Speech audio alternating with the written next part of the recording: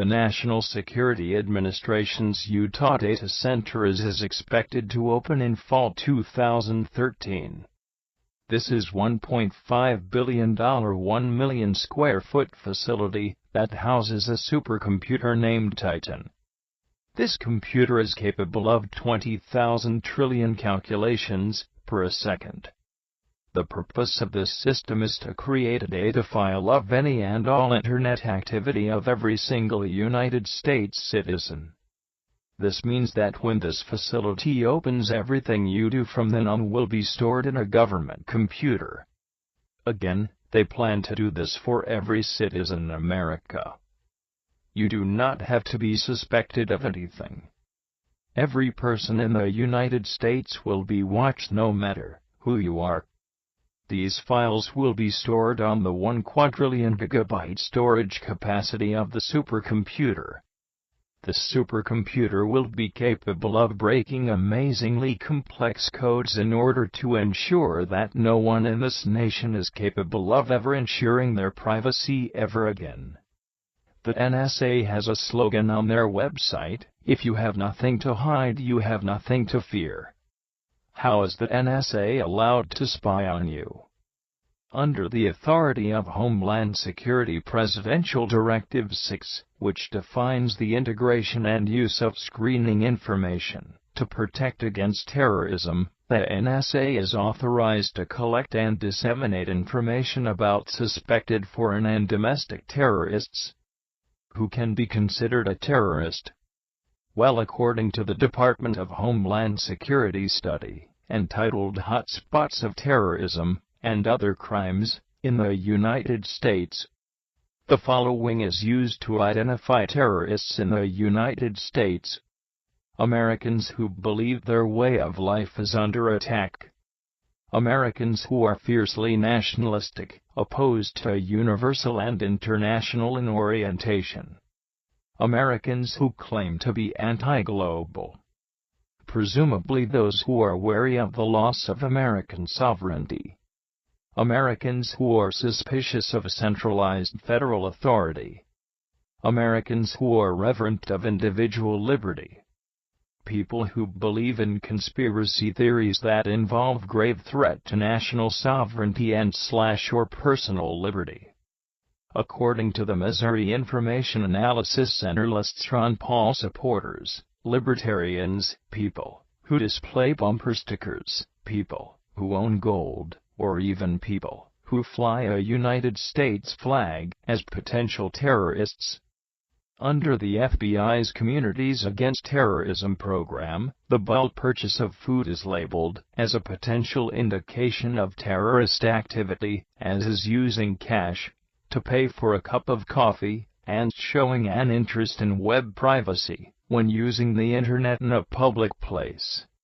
As part of its See Something, Say Something campaign, the Department of Homeland Security educates the public that generic activities performed by millions of people every day, including using a video camera, talking to police officers, wearing hoodies, driving vans, writing on a piece of paper, and using a cell phone recording application, are all potential signs of terrorist activity. Other criteria for possible terrorist activity is being some or one of the following: journalists, political opponents, anti-government protesters, online activists, veterans, gun owners and gun shops, constitutionalists. Pretty much everyone and anyone is a terrorist to the United States government. What data will be collected on you? Well, according to the NSA website on the Utah Data Center, every day, people leave a digital trail of electronic breadcrumbs as they go about their daily routine. They go to work using electronic fare cards, drive through intersections with traffic cameras, walk down the street past security cameras, surf the Internet, pay for purchases with credit/debit cards, text or call their friends, and on and on. The NSA also says on their website, For security reasons, it is unrealistic to expect a complete list of information we collect for our national citizen database. However, here is a partial list. Internet searches, websites visited, emails sent and received, social media activity, Facebook, Twitter, etc., blogging activity including posts read, written, and commented, videos watched, and or uploaded online, photos viewed, and or uploaded online, music downloads, mobile phone GPS location data, mobile phone apps downloaded, phone call records, text messages sent and received, online purchases and auction transactions, bookstore receipts, credit card / debit card transactions, bank statements, cable television shows watched and recorded, commuter toll records, parking receipts, electronic bus and subway passes / smart passes, travel itineraries, border crossing surveillance cameras, medical information including diagnosis and treatments, prescription drug purchases, guns and ammunition sales, educational records, arrest records, driver license information. How will the NSA collect your information? NSA technicians have installed intercept stations at key junction points, or switches, throughout the country. These switches are located in large windowless buildings owned by the major telecommunication companies, and control the domestic internet traffic flow across the nation. A fiber optic splitter is placed on the incoming communication lines, and routes the traffic to an NSA intercept station for processing. Eventually, all of the domestic data flow will be routed to the new Utah data center when it opens in fall 2013. The NSA also monitors all satellite communications in and out of the United States via satellite receivers located across the country. So basically all internet traffic in the nation will be filtered, collected, and decoded by the NSA. How will they crack down on you? The NSA has the following partners to help them in their efforts. The FBI does their part.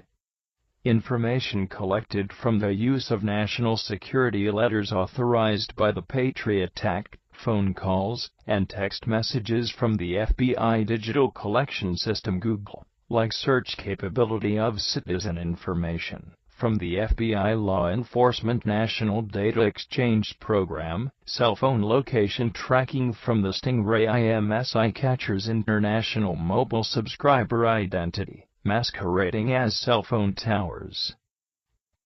The Treasury does their part.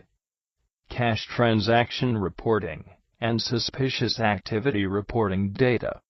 The CIA does their part.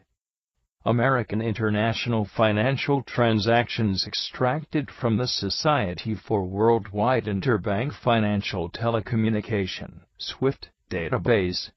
The DHS does their part. TSA airline passenger data, surveillance data from unmanned domestic Predator B drones patrolling the northern and southern borders. State and local government does their part.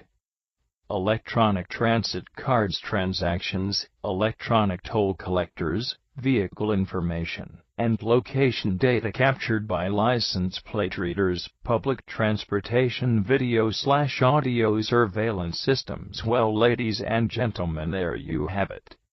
Welcome to United States totalitarian dictatorship. Everywhere you go, and everything you do, Big Brother will be watching.